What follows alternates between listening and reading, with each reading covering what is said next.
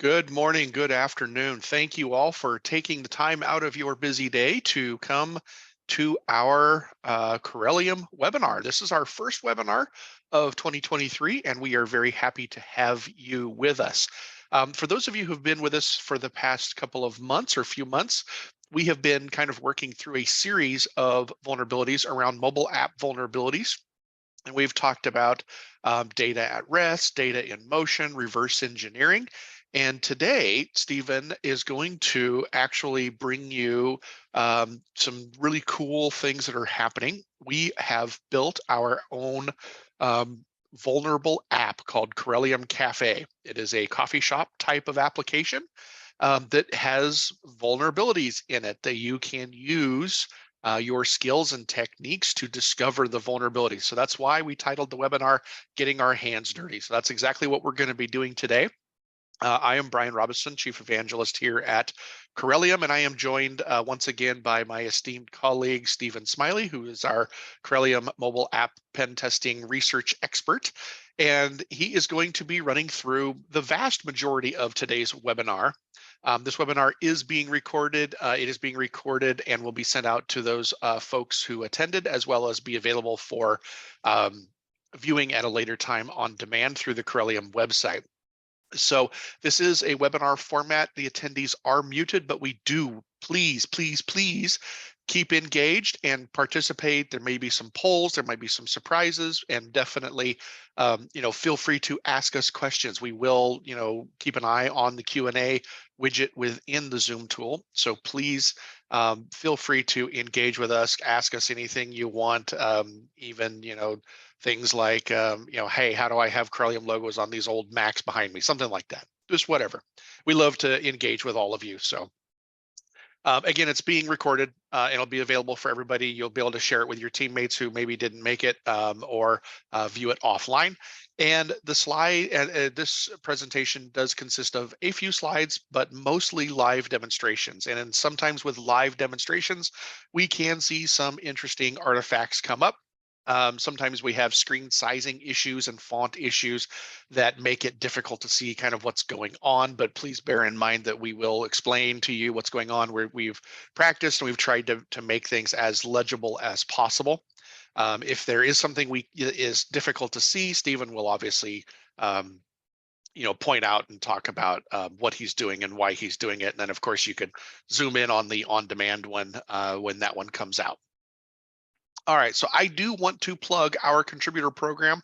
I did introduce this in December, but I do want to plug our contributor program. In fact, we are actually getting ready to post our first community contributed blog and pay that person a significant amount of money for creating the content. This blog should be coming out here in the next week or two. So this is definitely a way for those of you who want to participate and have a voice in the mobile security realm, whether it be pen testing or vulnerability research or even just threats to mobile devices and users. We're looking for all kinds of content. So please feel free to fill out that form. It does come to me personally, and I'm more than happy to engage with you to see what we can come up with and see if you can't make a couple extra bucks in the meantime, creating content. In December, we also launched kind of our mobile malware and threat research solution brief. And so this is kind of tangential, I guess, to mobile app pen testing. A lot of the tools and techniques are actually the same. Reverse engineering is the same, the same procedures. We look for different information like hard-coded URLs and things like that in some cases, but a lot of the techniques are relatively similar. So in March, our March webinar, a month from today, we're probably going to, at least tentatively planned right now, we're going to look through doing dynamic analysis on mobile malware utilizing the Corellium platform. So I wanted to brief on this one really quick while we still had everybody kind of on the line.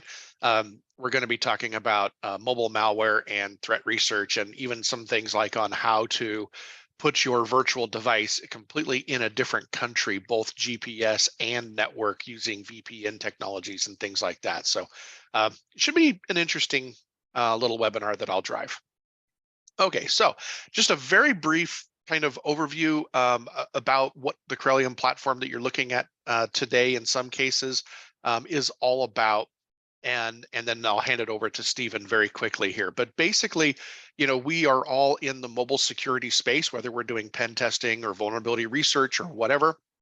But it is difficult to do this in today's world. It's not, it's not just because the operating systems are designed to be sandboxed and isolated where apps can't affect other apps. And this is why we have, what I call fake AV solutions on mobile devices, because we actually can't stop users from installing apps and running them. We can only detect behavior afterward, kind of thing. But really, it's difficult in the world because we need access to devices, but more importantly, we need access to specific operating systems. And what is it about specific operating systems that is so important? Well, from the security research side, you must have devices that you can jailbreak or root, because to do real security testing, and especially when you're looking for evidence in data at rest, data that is stored on the drives of essentially of these devices, you have to have root access to these file systems to gain access to that evidence. You can make all the assumptions you want about encryption and all these other kind of things, but if you can't actually validate that that data is actually stored encrypted on disk, even when the device is compromised, then you do run the risk of leaking in data, just like back here in September of last year when there was an article on Bleeping Computer about thousands of iOS apps leaking hard-coded AWS creds. It wasn't a vulnerable, it wasn't a malicious attempt. It was just, oh, we forgot to obfuscate, or we relied only on device encryption or something like that. And as soon as those single layers get defeated, then all of a sudden data gets exposed and our companies can become compromised.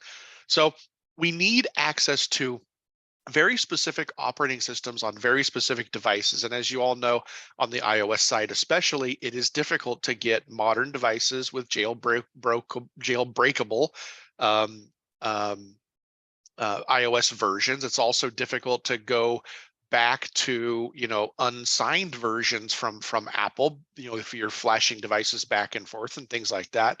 So those are kind of the two major reasons why virtualized devices make a heck of a lot of sense.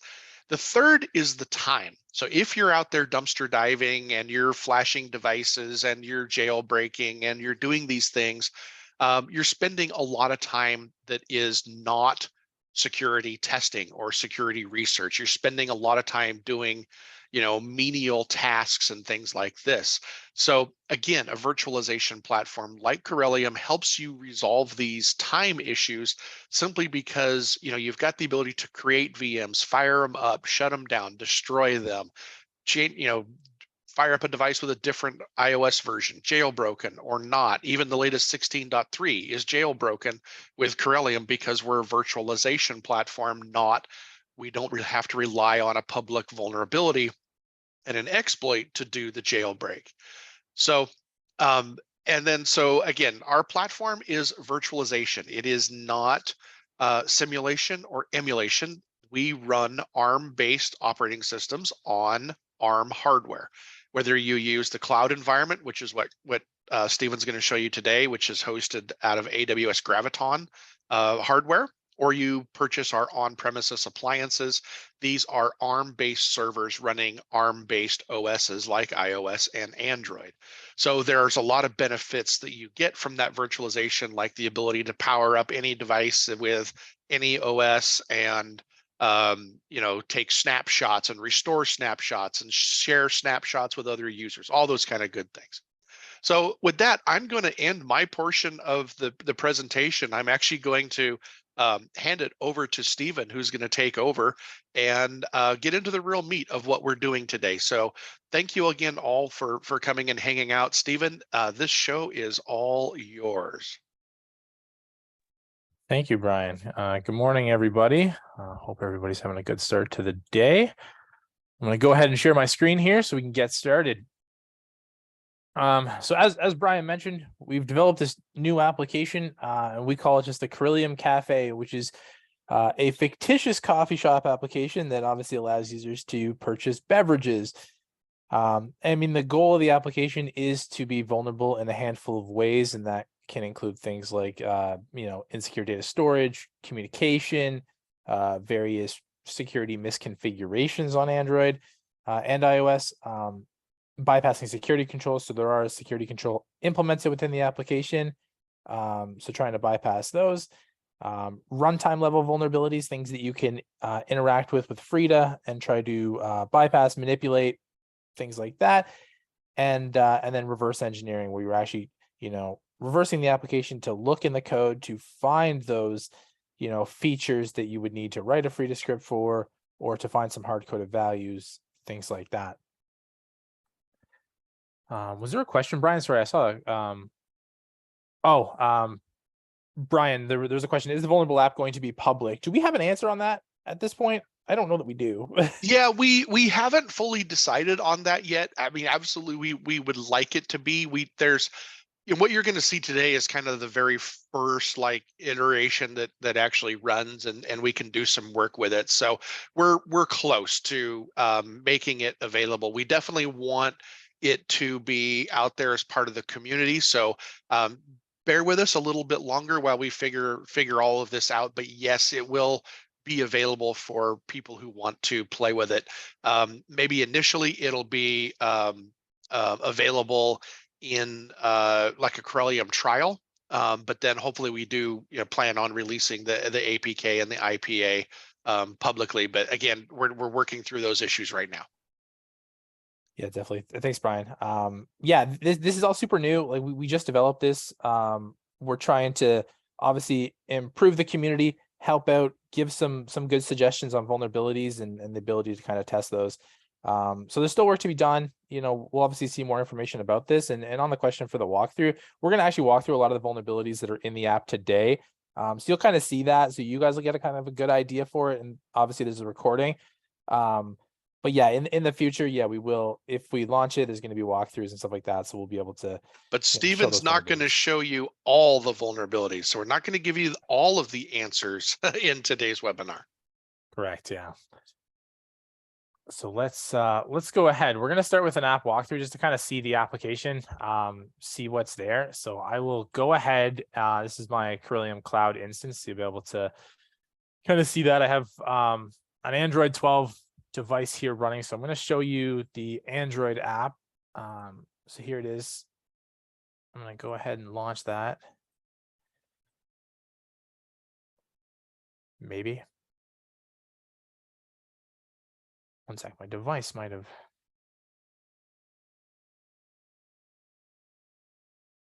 I have this issue occur. Oh, it looks like you lost networking Yeah, I just connectivity. restarted it. I'm going to go ahead and Okay. restart it. I did a bunch of demos this morning and then kind of left it. So this application's been run a handful of times. I think it's just got stuck there. So that's totally fine. This will just take a second to restart, and then we'll kind of go through that. In the meantime, I'm just gonna skip ahead on the slide. We'll kind of talk about the insecure data storage, and then I'll come back and do both, and we'll do it that way. So for one, insecure data storage. So as you probably know, if you guys joined the webinar late last year, we talked about insecure data storage. We got a couple blog posts on it as well. So we're not going to talk too detailed about it. Obviously, there is the Android data directory, which is /data on the device, and then the app package name. With inside that, you can find things like application databases, shared preferences, cache files. There's a handful of files depending on your application. Every application being different, you're not always going to see the same thing, but that's a good location to kind of look. And then you have your static files within the Android APK. So, obviously, if you're decompiling the APK, you have things to look for, things like strings.xml, potentially configuration files, misconfigurations. You have potential hard-coded values if you start using, maybe tools like JADX or things like that, where you're going to go look to see if anything is hard-coded. You got a few different possibilities within there. So here's our device here. So we're going to go ahead and kind of look through this here. Like any of my applications are running right now. Give me 1 second. If you go back to your devices. Yeah, and then come back in. I've seen screen there we go. refresh issues. Yeah. There we go. Okay, so this is the application, Corellium Cafe. So you have a login screen here. And by default, you don't know the creds. You don't actually know how to log in. So you can actually continue as a guest. Now you got a couple options. You got, a coffee, latte, cup of tea. You have your order screen. You also have this blog screen as well. So we do have the Corellium blog, which is launching within a web view within the application. So you can kind of see that as well. And then, yeah, you can go ahead and just add any of these. So you go to a cup of coffee. You can add the item to your cart. You can add a handful of things to your cart if you want. You can go and you can scroll through all these items, whatever you have here. You can go ahead and check out, and then it's going to prompt you obviously for some input, some various pieces of information. So we can go test, it doesn't really matter. Just going to put some fake digits in there, continue to payment. It's going to prompt you for your payment information. Now, obviously, this is a test application. Don't put real credit card numbers in here, just as a, FYI. So you're going to put that information in there. You're going to put an expiry, a CVV, and then you're going to put your payment zip code. You're going to go ahead and review the order. You'll be able to scroll down and see all your items that you have here. If you have additional items with your total, you got a promo code. If you were given a promo code, you can apply that to try to get a discount or try to get it free. And then you can go ahead and submit order, and then it will submit the order and say thank you, and then you'll be back to the main screen. So fairly simple application, but there is a lot of vulnerabilities in here. There's a lot of stuff that you're going to see in various public applications that you'd be kind of aware of. You'll see these in other merchant applications, even potentially banking applications, like any sort of application should have some of the vulnerabilities that we kind of have built into here as well. So on the data storage stuff, which we kind of briefly talked about already, we'll go over and we'll actually do just a quick demo of that just to see kind of what is there. So if you go to the files tab, obviously within Corellium, it makes this super easy. You can go files tab, /data, like I mentioned, and then go to the package name, which in this case is com.corellium.cafe. So you can see here, there's a bunch of stuff in here, things like shared preferences, which has a thing called customer data, which, sounds bad. So if you can actually view this right inside Corellium. So you can actually go look. There's nothing too crazy in here, just from a security perspective. There's, first name, last name, and phone number. You probably don't want to be hard coding the phone number or putting it somewhere there. So it is a risk, maybe not the highest of risks, but it is a vulnerability nonetheless. There are some other things in here. You can have databases, customer payment, which has, if you go into that, it has the credit card data in there, which we can open as well. So you won't actually, this is just opening in a text editor. If you open it with the database viewer, you'll be able to see this, but the credit card number is there. It's just tables and with all the credit card numbers that have been entered since the application was installed. So if you actually delete the application, all that gets cleared out, so you won't actually see any of that data. Obviously, having an unencrypted database in plain text is a bad thing. So things like that, there's tons of stuff in here. Cache files, web view files, you got random files, promo code.txt. Like there's just lots of stuff in here to kind of go through, right? So using Corellium, obviously a big benefit to kind of go through some of these files a little bit quicker than maybe doing it manually with a physical device. But all sorts of vulnerabilities in here relating to that local storage. Now, this is just obviously in the data directory. Now, we did talk additionally about the APK and finding files within there. So I'll just switch over here. I do have the Corellium Cafe APK here. So what you can do is, if you guys have never done this, APK tool just decompiles the APK, makes everything readable. Really good tool if you've never used it. So you can use APK tool. It's going to decompile the application. You'll see it here. It's going to create a folder called Corellium Cafe with all the files. So you'll see a couple things in that folder. So if I can show you here. You can see everything's in here, the whole directory, your Android manifest, all your assets, all your code, everything you need is in there to go through. One thing that I will go through is, sorry, one sec. If you go to /res for resources and then values, you could find a bunch of files, but this one, strings.xml, is very important in most Android applications. This is where you store a lot of hard-coded strings for an application. In a lot of cases, that can be non-sensitive data, things like error messages, various little screens and pop-ups that are used within your application that are being called. There's a whole bunch of things that could be stored in there. But when used incorrectly, they could be storing hard-coded things like API keys, credentials, various things like that, which you can find, and that becomes an issue. So if you actually look at the strings.xml file within here, you can find things like this, which has a test email and password, which is actually the login creds for the application. So using stuff like that, you'll be able to find that and actually try to log in. So we'll come back to that in some later stuff because that is actually used to trigger another vulnerability. So we'll come back to that in a minute.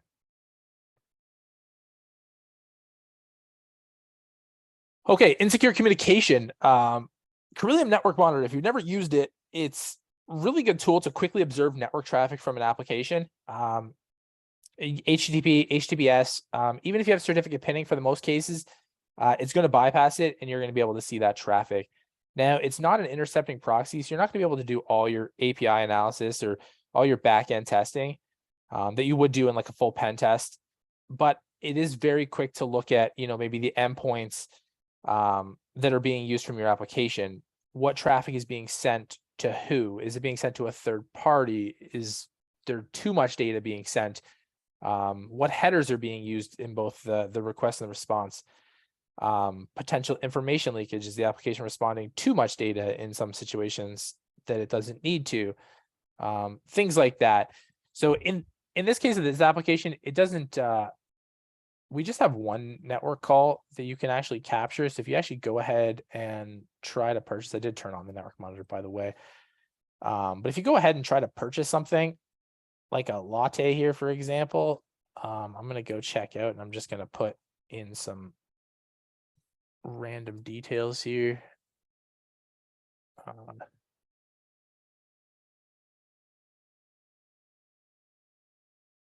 think I use the same phone number, but that's fine. So we're just going to enter in some random details here and try to pay. I'm going to enter in a credit card.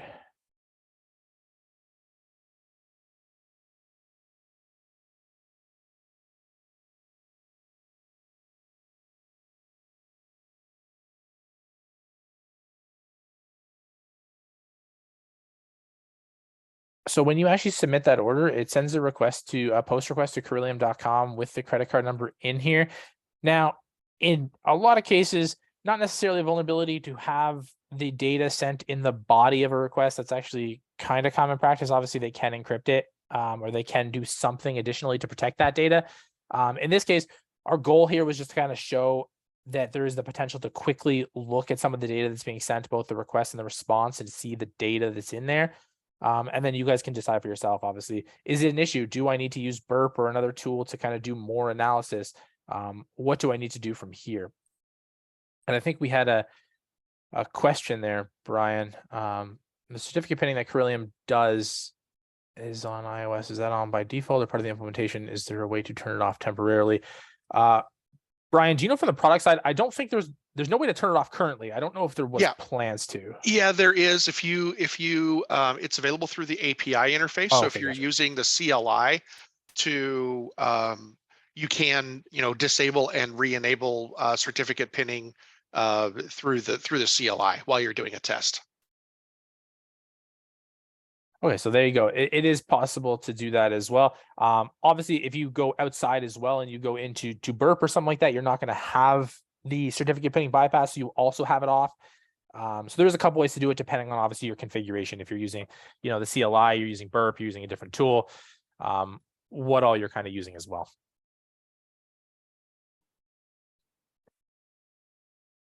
Okay, so common misconfigurations.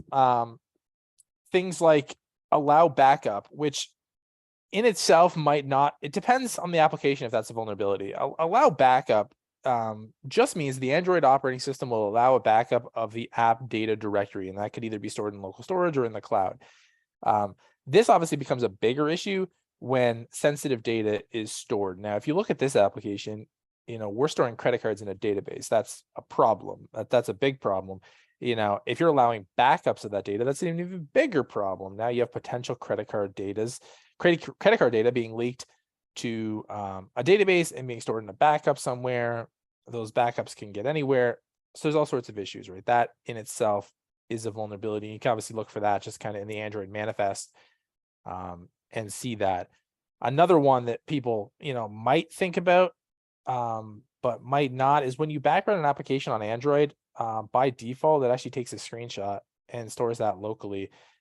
If you use the flag secure option in development, that will actually stop that. It will stop screenshots on Android. And you might see that if you've ever been in like some maybe financial applications and you try to take a screenshot, they might actually stop you. And if they do, it's kind of to protect from this, right? So if you background your application, no sensitive data is being stored. So if you look kind of on the login screen here, you can unmask the password. So if someone backgrounds the application when doing that, or the credit card data and backgrounds the application, that screenshot is going to be stored locally in the /data/system_CE/0 directory. There's the snapshots in there. And it's all going to be stored there. So those screenshots get saved. There is potential, obviously, information leakage. It's not a crazy vulnerability, but still one of those misconfigurations that might get overlooked. It's kind of easy to check for. Another one is debugging code. So debug code is left over in a lot of applications. This happens quite often, especially applications that need a lot of troubleshooting as they're going through. They're turning on the debug logs. They're checking for everything. They're going through everything they need to, and then they end up leaving that on when they go to prod, when they finally get stuff fixed and working. So this happens quite often, and using tools like logcat, for one, to just see what is actually being logged by the application. Is anything sensitive being logged in any way? Username, password, any sort of information. That all can be looked at. Obviously, from a reverse engineering perspective, you can obviously look at the code and see if any debug stuff has been left on as well, or any functionality enabled based on it being debugged, things like that. So there is a handful of things you could do as well, but logcat obviously being the biggest one when looking for data. And we'll kind of look at it in this situation as well. So if I look, I'm actually gonna and you can actually specify logcat to a process ID if you want. In this case, I'm just going to run it. It looks like a lot, but it slows down. So now what I'm doing is I'm actually logging everything from Android right now. So if you actually, if you go through and try to add, a cup of coffee, we're going to go through this one more time.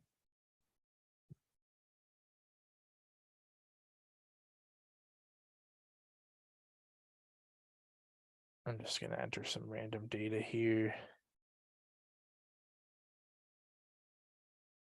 And you won't see anything in the logs yet, but what you will see is if I do this, 1 second.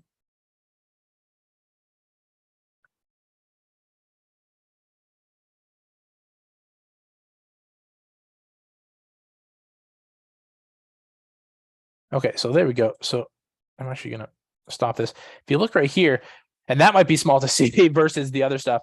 But what you can see there is it's actually logging the credit card. So as soon as the credit card gets entered in, it gets sent to the logs as well. This was, in an average application, there might be a situation where something wasn't working correctly and they decided to submit it to the logs to see, where something happened. Were they missing something? Was there an error happening either before or after some certain functionality? And then they just forget to take it out. So that's usually the case in a lot of applications. It's good to look for. And obviously in this case, they forgot and they decided to log the credit card number, which is a big issue.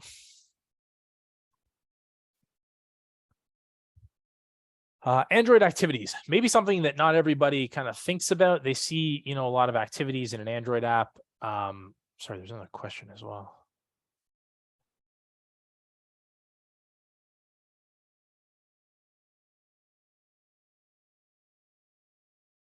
Since Drozer's dead, have you guys got a solid way of automating content providers, receivers, services checks with Frida? We're going to look at actually an activity right now and fixing that. Drozer, it was a good tool. It is definitely outdated. It is not being really used anymore. When it comes to a lot of this stuff, it's more manual. Honestly, at the end of the day, looking for things like what I'm going to kind of go over now for activities, content providers, custom URL schemes is kind of looking in the code and seeing how it's being utilized. Is there a way you can use ADB to potentially do anything malicious? Can you use, broadcast receivers in any sort of malicious way? How is the code utilizing them? Are they using it to, one common practice is using it to go between two different applications. If you use, maybe a second factor of authentication, they're using like a token or something in another app. Sometimes you can capture those or create another malicious app that uses the same name and kind of capture that data. So it's a lot more manual effort since kind of Drozer's gone, but definitely still possible to do some of that stuff. So for this one, if you look at the Android manifest, you can check for exported activities and then use ADB to interact with those activities. Now, in some applications, this could be, hidden admin pages, extra functionality. It could be various things all hidden behind activities. Now, you should also obviously be checking for broadcast receivers, intents, custom URL schemes, potentially dangerous permissions. All things should register typically in the Android manifest, and then you can obviously use reverse engineering to kind of look at the code as well to find additional use cases or how they're using it and things like that. So let's kind of take a look here. I actually have a screenshot here so you can see a bunch of activities. This is actually the Android manifest. I can actually bring this up as well. Let me launch this here. This is the Android manifest from Corellium Cafe. So you can see here, I'm going to try to make this bigger, maybe. There we go. Okay, so you'll be able to see it. So we have a bunch of activities here. If you notice, almost the entire application is built kind of based on activities. So you can see like order, cart, web views, descriptions, and most of these are false for exported. So they're not actually, so you can't do much with them. You got to kind of figure that out. So there's two that are true. One for the main activity and one for the secret activity. And if I was to guess, just to random guess, I would probably think the secret activity is the one, you'd want to target. So for one, let's just kind of copy this so that I have the name and I don't need to do that again. I'm actually going to close out of this and go over here. So if I'm in the application, I'm actually just going to submit that order so that I can just get to the main screen. If I'm here, I can run things like, so typically most people, if they've used a physical device, they'd be used to using like ADB first and then run these commands. But obviously we're right on the shell. So I'm just going to go ahead and do it. But if you do like AM start, which is the activity manager, you can specify the app com.corellium.cafe. And then, so what I did was com.corellium.cafe, and then I did / and then I did com, what that secret activity was. And I'm just going to go ahead and run that. And then I'm missing something. That should, oh, I meant to do -n there. I totally forgot that. So what it'll say is starting the intent. And if you look at the screen, there's this credit card history. So you can see a history of all the credit cards. And this is the same one that's in the database. So you can see all the credit cards and the CVV numbers of everything within the application, all hidden behind this secret activity. And you can actually delete the database as well, which has all the data in it. So that's actually a possibility, and it will clear out the database. So these are kind of things that need to be tested for. You need to look at the activities. You need to look at the broadcast receivers, the content providers, anything within an application, number one in the manifest. And then, you can use reverse engineering if there's like custom URL schemes. You can kind of look in the code to see how it's being utilized and potentially use things like ADB to be able to manipulate that and to do something, either load certain content that shouldn't be loaded, maybe inject certain things like URLs that shouldn't be, and try some malicious attack that way. Bypassing security controls. So obviously security controls can include anything like, certificate pinning, root or jailbreak detection, tamper proofing, runtime detection, a number of things. And there's various ways to do that. There's really no correct way to tell people to kind of do this. You can use Cydia packages, SSL kill switch for iOS. When it comes to certificate pinning, there's things like Liberty, which are built in for iOS for jailbreak detection. There's Frida scripts. There's manually, changing the code to try to bypass that, either delete the functionality or edit it out in the Smiley code, and then repackage the app, which is kind of one option. So there's really a ton of different ways to kind of bypass a lot of these. And every implementation is different. Some are super easy, some are really hard. So there's really just no correct answer here. So for one, I also want to share just like the Frida code share. If you haven't been to it, and if you don't have a lot of experience with Frida, this is really good starting place. There's tons of scripts in here that kind of work out of the box. Some don't, depending on the functionality, but some obviously do. So you could use these, pull them off, and then use them as well, kind of within Corellium or within your own devices. So that's a good option as well. But let's kind of look at this application for a second. I'm actually just going to go ahead. I'm going to kill this application, launch it again. And then we're going to go ahead and try and log in.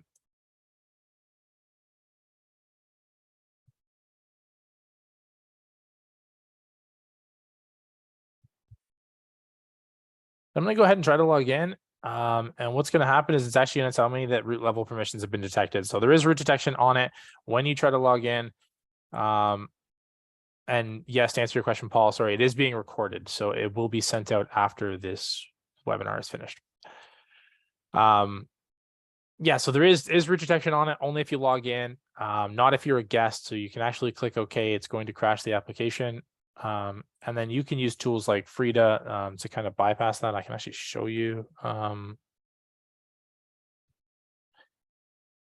And there's no correct answer. Like there's a bunch of Frida scripts that you could use. You could use some other stuff too. You could patch out the application. Everyone is a little bit different when they decide to kind of do these sort of things. So what I'm actually going to do is I'm actually going to, Brian, can you just mark that question as completed? Thank you. So what I'm going to do here is what I did is I actually hooked the process, the cafe process. You can see here, it's actually hooked. I got a prompt there. So what I'm going to do is I'm actually just going to do this root detection. I think it's this one. I'm going to go ahead and execute this one. Just want to make sure that's the right one. And then I'm actually going to try to log in. And then what's going to happen is it's going to try to prompt here, and then you're going to log in again. So what it's tapping for is it's actually looking for various things within your application, different, and I can show you the script just to kind of see kind of what it's looking for. But what'll happen is it'll actually log in, so you can actually just click wait, and it'll work. And then it'll fully bypass that root detection. So now I'm actually logged in. You won't notice any different functionality within the application. It's just mainly to show that root detection can be kind of bypassed fairly easily. And if you actually look at this one, I won't go through the entire script, but what it's looking for is various root packages that are quite common, things like chainfire. There's a whole bunch. Hide my root is quite common. Exposed framework, there's a bunch of stuff. A bunch of root binaries, SU, busybox, super SU. A lot of the common stuff that you use is basically looking for those within the application and returning false. Those aren't there, when the application kind of looks.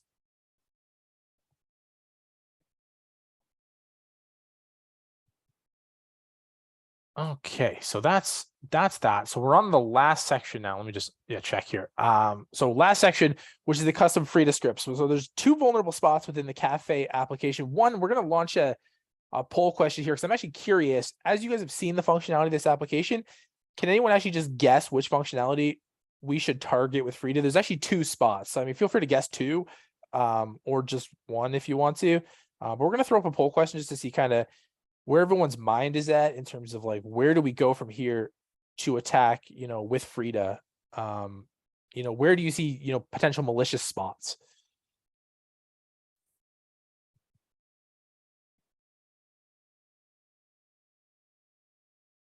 There we go. I think it's just launched now. So I'll give everyone a second to kind of answer that. While everyone's answering, we'll talk about kind of how do we go about writing the scripts for Frida. So there's a couple different options. One, you're going to go through reverse engineering. You're going to look at the code. You're going to kind of identify areas that you feel are vulnerable for whatever reason, and then you can try to write scripts around that. A lot of this is kind of trial and error. You're going to look at it. You're going to try to write scripts. Various scripts are going to fail. You're going to get errors. There is kind of a lot of work to put in when you're doing this sort of attack. Obviously, some various tools like JADX can be very helpful on Android. Frida trace, depending on what you're looking for, or just the Frida CLI. You're going to write the scripts and you're going to see kind of what errors come out and things like that. How much time are we giving on this question, Brian? Just a few more seconds. There was one that Sure. there was one suggestion that was also mentioned in the question. Yeah, I just saw that. All right, I'm going to go ahead and end the poll.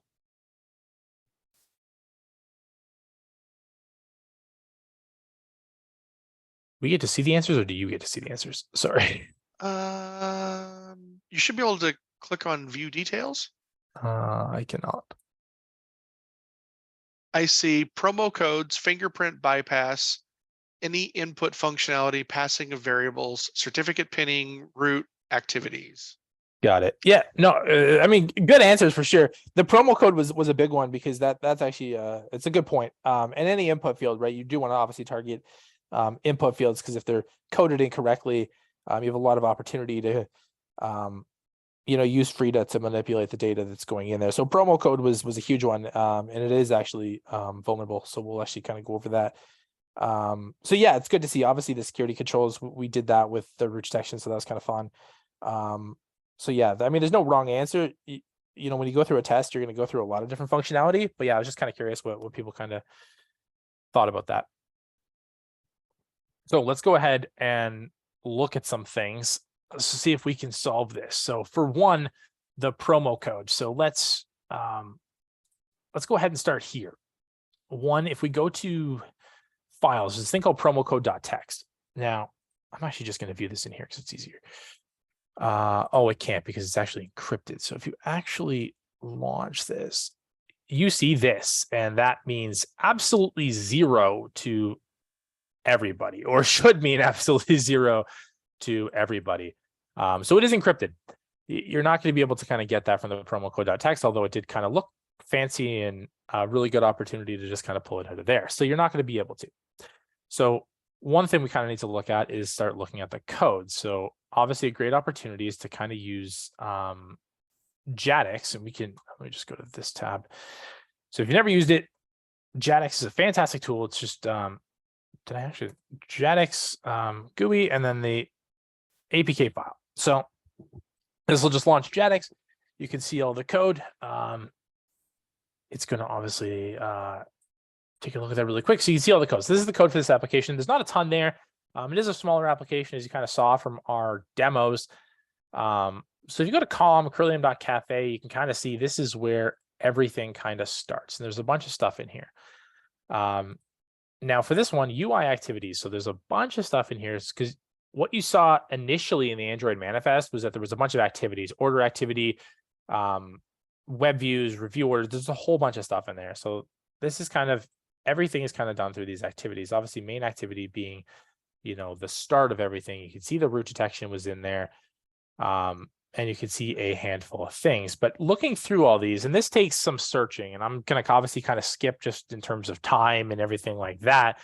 But typically you would use kind of JADX to be able to search for some key values, search for what you're looking for, promo code, things like that, and kind of take a look. So order review activity is the one I believe we want to look for. So there's a bunch of things in here. So if you're looking through the code, I'm not going to go through everything line by line, but you can see they're using Crypto Manager. They are doing some sort of encryption. As you kind of scroll through, you're going to get more and more information about kind of what they're doing. You can see here promo code.txt. So like I said, initially, you're going to be running some checks. You're going to be doing some searches and things like that, things like promo, if that's what you think. So you will be brought to this file, as you do your searching. I just got here a little bit quicker. But yeah, you're going to search through. There's a whole bunch of things in here. There's a successful decryption. You can kind of see here about what's going on. So this is the part that you really want to pay attention to. There's a decrypt function here that's using the crypto manager, and they're taking in 2 inputs to decode this. So what you can do with Frida. Now, one great ability, let me just go over here and I'm going to actually cancel out that.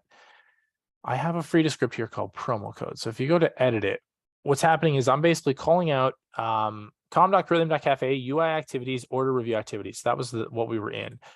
You're going to look at the decrypt function, and you're going to pass it 2 variables. Same as what basically the code was asking. The code's asking for 2 variables, file and file. They're looking for 2 files. So you're going to send it to, that's going to do everything that decrypt function wants, and then you're just going to log it out. So I'm actually going to go ahead and I'm going to add this coffee to my cart. I'm going to go to my cart, and we're going to go through and see what we can do here.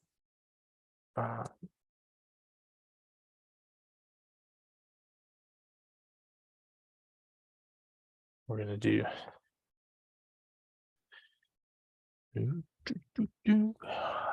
we're going to continue to payment, and we're going to enter some false payment information just to kind of see.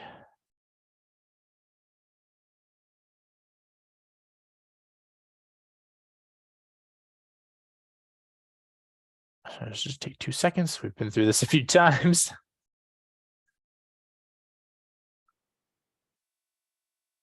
Okay, so once we're here, what we're going to do is we're going to actually hook this.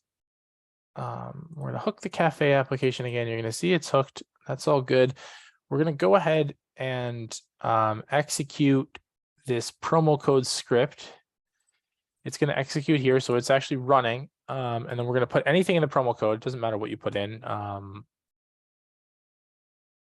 Put a number in there. It doesn't matter. You're going to hit apply, and it's going to give you the correct promo code, even though the app says it's the 444 was invalid. You can put the correct one in, 394210064. So you're going to see that, and you're going to apply that, and you're going to see the total go to free, and then you can submit your order. Now this promo code, it is super dynamic. Like, it changes every time. If I relaunch this application, that promo code will no longer be valid. This changes all the time. So you need to use Frida to hook that and grab that. So this isn't a hard-coded value. It's not something that you could just quickly look at the code and grab the promo code and figure out what it is and put it in there and it's good forever. This more resembles a actual application with it being dynamic. It's not going to be the same value all the time. You're going to have to hook it in order to get that. You're not going to be able to solve this another way. But yeah, that's just a really cool opportunity about just kind of reviewing the code, looking for a script and looking for some various possibilities there. So I actually have one more Frida one. Do we have time? Yeah, it's 10:51. So we'll look at one more. So another functionality that I don't think anybody mentioned, but I think we only briefly looked at, was we have this blog post here. So if you go to this blog page, it actually launches in a web view. So web views tend to be super malicious. Like, there's a ton of different ways to attack web views because people open them up. They usually enable JavaScript. They enable all this functionality within the application just for ease of use. So that's one thing that we can kind of target as well. I'm actually just going to relaunch this application after we already used a Frida script just to make sure that everything is all good. And then we'll go look at the code.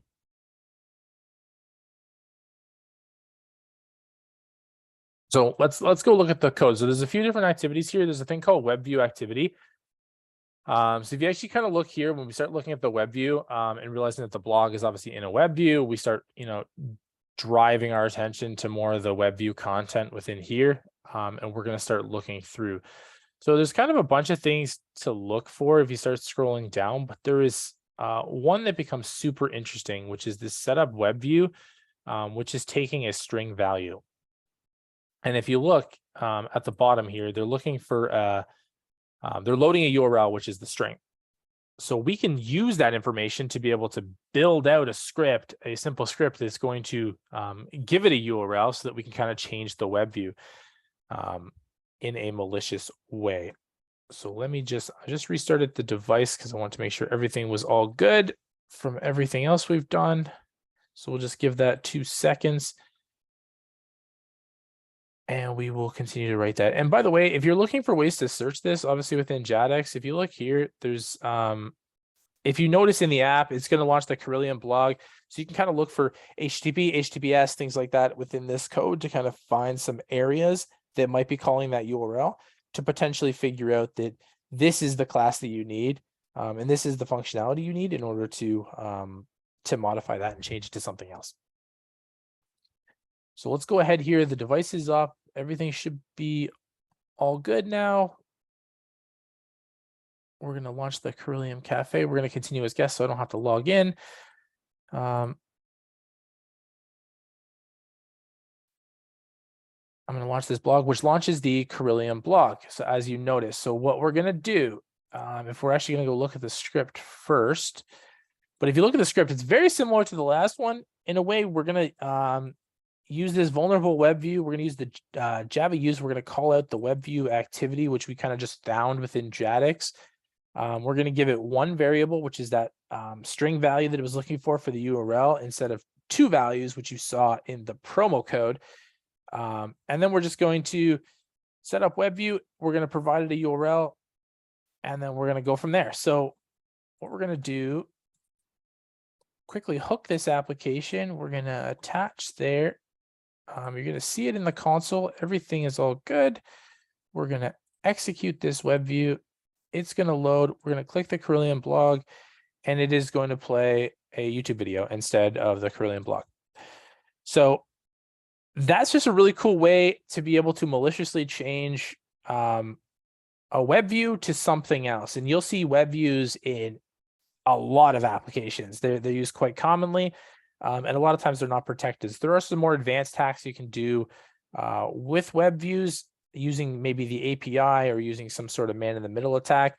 But this is just a really good way to be able to have a Frida script that can run, that can obviously redirect. And to the user, it's no different, right? They launch the application, they click the web view functionality, and it's going to load a page. So if you're trying to be really malicious, you're going to load another login page or something, third party. Obviously, when it's in a web view, you're not going to be able to see HTTP, HTTPS. So, you could send them to an HTTP site that looks like a login page. They're not going to be able to know. They might enter their creds, and now you've stolen those creds. So there's just a ton of use cases in terms of web views. But yeah, this is just a cool example of just how you can write a simple Frida script just based on some of the code that you kind of looked at.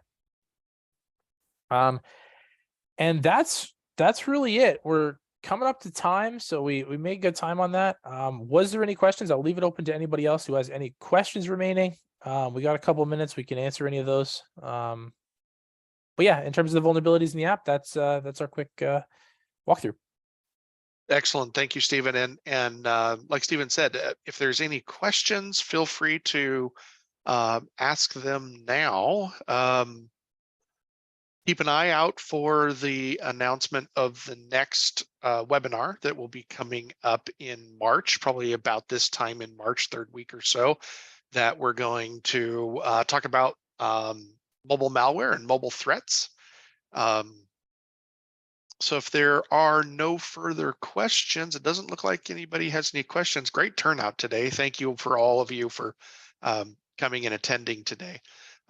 We'll go ahead and end this webinar today. Thank you, Stephen, again for your time today, and all of you for attending. We really appreciate it, and keep an eye out for Corellium out there in the news, and we look forward to working with you some more. So everybody have a fantastic day.